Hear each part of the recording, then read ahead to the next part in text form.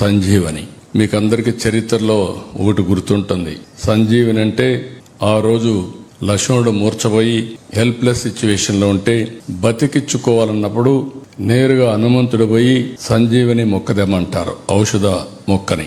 ఆ మొక్క ఏదో తెలియకుండా సంజీవని పర్వతాన్ని తీసుకొస్తాడు. అందులో నుంచి మొక్క తీసుకుని ఆ రోజు లక్ష్మణుడికి ట్రీట్మెంట్ ఇచ్చి బతికించుకుంటారు. అది చరిత్ర. ఈ రోజు మీరందరూ కూడా గుర్తుపెట్టుకోవాల్సింది, బిల్ గేట్స్ ఫౌండేషన్ తో వర్కౌట్ చేస్తున్నాం. అదే సమయంలో టీసీఎస్ కూడా పార్ట్నర్ గా చేరారు. మేము ఇవన్నీ చూసిన తర్వాత గవర్నమెంట్ ఆఫ్ ఇండియాలో ఆయుష్మాన్ భారత్ ఉంది.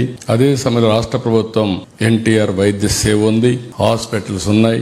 అన్ని ఇంటిగ్రేట్ చేసి ప్రపంచంలో ఉండే నాలెడ్జ్ తీసుకొచ్చి మీ ఇంటి దగ్గరనే మీ ఆరోగ్యాన్ని కాపాడే విధంగా సంజీవని ద్వారా ఇంటిగ్రేట్ చేయబోతున్నాం. మీరు ఒక విషయం, అందరి రాష్ట్రంలో ఉండే 5 కోట్ల మంది రికార్డ్స్ అన్ని కూడా ఇచ్చేస్తాం.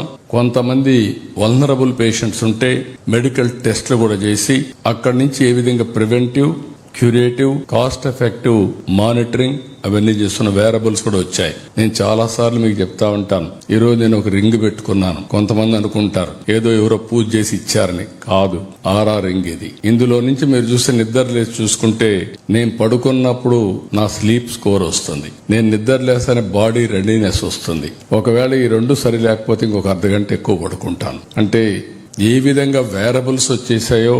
ఈ రోజు ఒక ఆడబిడ్డ ఉంది, ప్రెగ్నెన్సీ వస్తుంది, 15 రోజులు తీసిపోయి హాస్పిటల్లో ఉంటారు.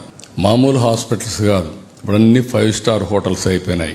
మామూలుగా మీరు ఒకసారి చూస్తే ట్రీట్మెంట్ ఖర్చు కంటే హాస్పిటల్ ఖర్చు ఎక్కువగా ఉంది.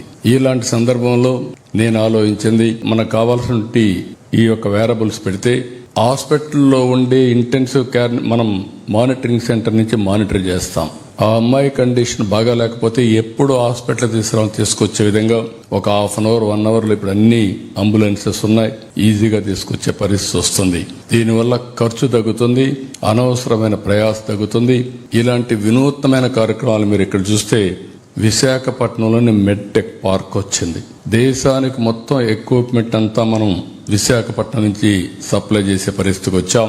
దీన్ని లాజికల్ గా తీసుకుపోతామని కూడా మీ అందరినీ కోరుతున్నా. నేను ఈ సందర్భంగా నిర్మలా సీతారామన్ గారిని అభినందిస్తున్నా. హెల్త్ ఇన్సూరెన్స్ కి టోటల్ గా జీఎస్టీ ఎగ్జామ్ట్ చేశారు. అంటే మనం పెట్టుకునే డబ్బులు అది కూడా తగ్గింది. I'm very happy. Common man కి ఆరోగ్యాన్ని కాపాడాలని దీనికి కూడా ఒక నిర్ణయం చేశారు. దానికి కూడా మనస్ఫూర్తిగా అభినందిస్తున్నా.